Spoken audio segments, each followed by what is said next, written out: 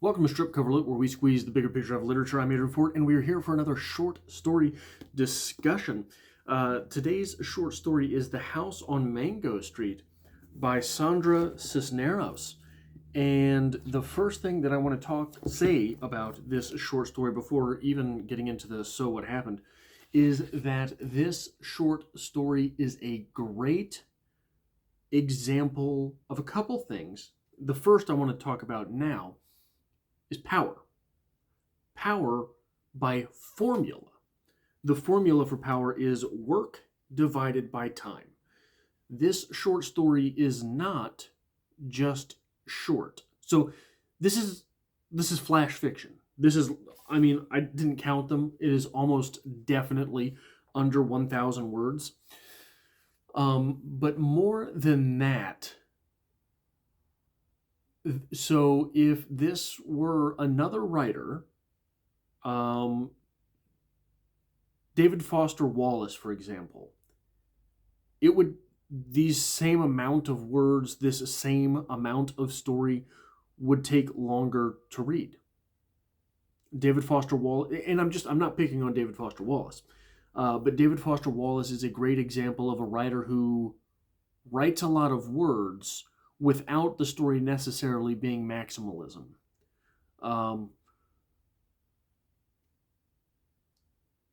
These are things that are difficult to put into words. It's difficult to communicate this language about lack of language here, right? It's difficult to say these things it's difficult to find the words that explain why so few words explains so much. But a lot of it is about the second thing that this short story is a great example of that I'm going to get into after the so what happened. Now remember, power is work divided by time. Work, what got done. Time, how quickly did you read this story? It is possible, very possible, easy, in fact, in the hands of a lesser author to make so few words last a whole lot longer on the page. This short story happens very quickly. So what happened here, our speaker here, tells us of the many houses in which you know what? Is the speaker's gender revealed? I don't even know if, because we get the list of the people, but we get the and me. So our speaker here, is at the very end of the story here, is anything? No, I don't think so. Our speaker lists the many houses that they have lived in with their family. Yeah. That's what happens. So this is a great example. The second thing here. This is a great example of the dichotomy between object and subject. This happens a lot in poetry. It's normally a whole lot easier to exemplify in the world of poetry. Shall I compare thee to a summer's day, right? This whole spiel about a summer's day. The object is the summer's day. The subject, your beauty, baby. So the object here is the house on Mango Street. The object here is the house on Mango Street. The subject here is poverty. Is the erosion of what might be fortune. And I don't mean fortune as in great fortune. I mean fortune as in fortune. The small fortune. So, again, object, house, subject, poverty. What we have going on here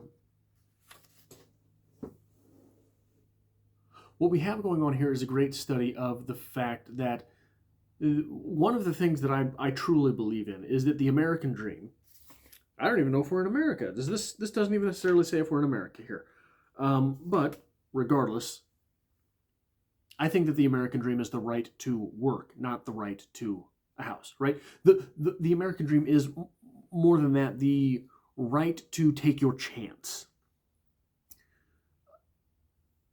Fortune being what it is, sometimes good people, hardworking people, well-intentioned people do fall through the cracks. Now, the true subject of this flash fiction, comes very near to the end when, here, let's just read it. So, through a series of moves, we end up living in the house on Mango Street. We moved there because we had a lot of problems with other houses. One of the other houses, we could not get water in, so we had to carry over water from another part of the building.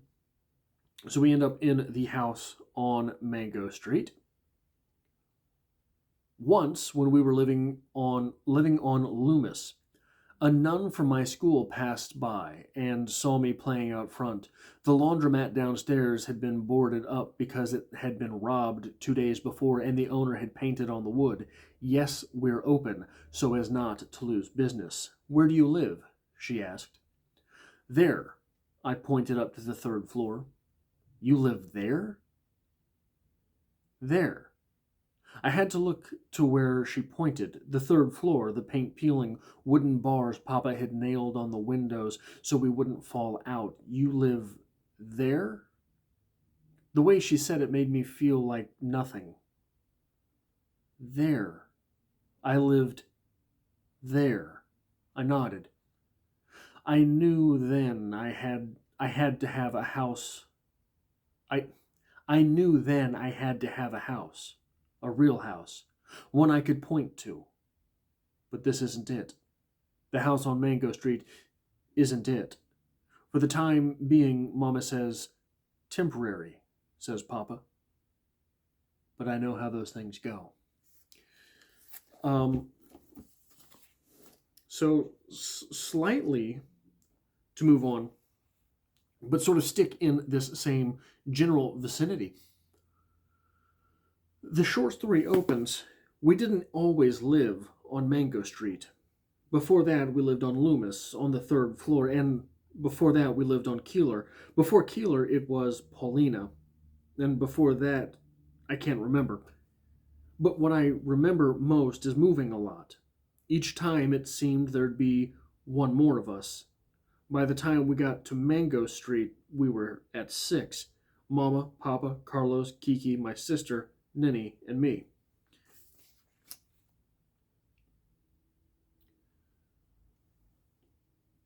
That is a great example of saying a lot without saying the thing.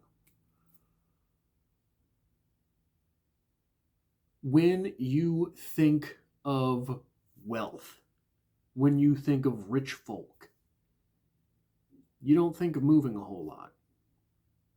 You might think of having multiple houses, like Bernie Sanders has multiple houses. You might think of having multiple properties. You might think of traveling a lot, but not moving a lot. Moving a lot seems more to be something of a sign of poverty. Part of the reason for that is that poverty often goes hand in hand with instability. Instability in having to leave one's house. So that is a great example, again, of being able to communicate a whole big thing simply by pointing to a root of that thing. You don't have to talk about, my father only made $16,000 a year and my mother was working part-time here and da-da-da-da-da-da. No. All you have to do is you say, hey, we moved so many times, I can remember 5 houses. I don't remember the one before that. Insinuating there's 6 or whatever the number is. And because of all of this, because of all these things that this short story, this flash fiction, does so well, it creates an impressive emotional arc. By the time, so you start with that, we were here, we were there, we were here, we were there, we moved, we moved, we moved, we moved. We were all over the place, right? Which communicates an idea of instability. Then we get this paragraph here. So we get the instability, then we get the house on Mango Street is ours, and we don't have to pay rent to anybody. We're on the come up. Baby, we're on the come up. And then we go back a little bit to why we left one of the old houses. We had to leave the flat on Loomis quick. The water pipes broke and the landlord wouldn't fix them. But then we go into this paragraph. They always told us that one day we would move into a house, a real house, that would be ours for always, so we wouldn't have to move each year.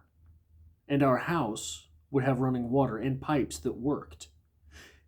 And inside it would have real stairs, not hallway stairs, but stairs inside, like the houses on TV. And we'd have a basement and at least 3 washrooms, so when we took a bath, we wouldn't have to tell everybody. Our house would be white with trees around it, a great big yard, grass growing without a fence. This was the house Papa talked about when he held up a lottery ticket. And this was the house Mama dreamed up in the stories when she told us before we went to bed. So there's all this instability. Now we've got this house on Mango Street. This is the kind of house we left that didn't have running water. And this is the house that they told us we were going to have. Great big front yard. All these things, running water, 4 bathrooms, 5 bathrooms, 6 bathrooms, so we wouldn't have to tell everybody.